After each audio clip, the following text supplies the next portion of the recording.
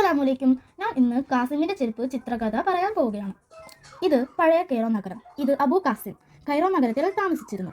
സർവ്വസൗഭാഗ്യവും ഉള്ള അയാൾ മഹാപിഷ്കനായിരുന്നു. പഴക്കമുള്ള കോട്ട്, നിറംകെട്ട് മുഷിഞ്ഞ തൊപ്പി, അഴുക്കടിഞ്ഞ ദേഹം, ഏറ്റവും ദയനീയം ചെരുപ്പുകളായിരുന്നു. കാലം പോകെ നാട്ടിലൊരു ചർച്ചയുണ്ടായി. കാസിമിൻ്റെ ചെരുപ്പ് പോലെ.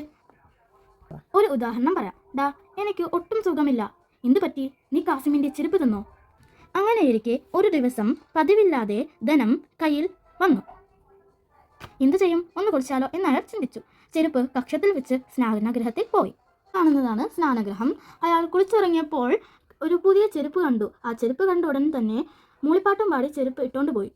യഥാർത്ഥത്തിൽ സംഭവിച്ചത്, ഒരു ഭൃത്യൻ കാസിമിൻ്റെ ചെരുപ്പ് എടുത്ത് മാറ്റിവെക്കുകയായിരുന്നു. പകരം അവിടെ കിടന്നിരുന്നത് അധികാരിയുടെ ചെരുപ്പായിരുന്നു. യഥാർത്ഥത്തിൽ കാസിമാണ് ആ ചെരുപ്പ് മോഷ്ടിച്ചതെന്നും അയാളിനോട് വലിയ തുക അടക്കാനും പറഞ്ഞു. കൂടാതെ അയാളെ ജയിലിലിടുകയും ചെയ്തു. എല്ലാത്തിനും കാരണം നശിച്ച ചെരുപ്പുകളാണെന്ന് വിചാരിച്ചിട്ട് ആ ചെരുപ്പ് നദിനോട്ട് വലിച്ചെറിഞ്ഞു. നദിയിലെറിഞ്ഞ ചെരുപ്പ് വീണ്ടും കാസിമിൻ്റെ ജീവിതത്തിൽ കുഴപ്പമുണ്ടാക്കി. ആ ചെരുപ്പ് മീൻപിടുത്തക്കാരുടെ വലയിൽ കൊള്ളുകയും ആ വല നശിക്കുകയും ചെയ്തു. അയാൾ ഒരു മുറിവൈദ്യനായിരുന്നല്ലോ. അപ്പോൾ മീൻപിടുത്തക്കാർ അവരുടെ കട നശിപ്പിക്കുകയും ചെയ്തു.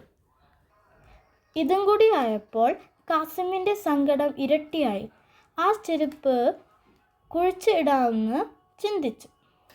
പക്ഷേ കാസിമിനോട് ശത്രുതയുള്ള അയൽവാസി ഇത് കാണുന്നുണ്ടായിരുന്നു.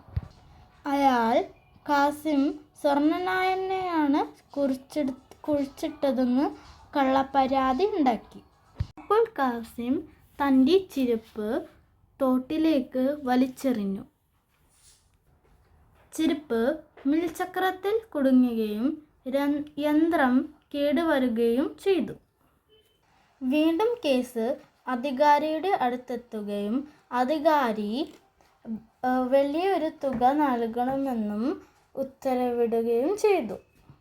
അപ്പോൾ കാസിം ചെരുപ്പ് കണ്ണിപ്പെടാത്ത വിധത്തിൽ മട്ടുപ്പാവിലോട്ട് വലിച്ചെറിയുകയും ചെയ്തു.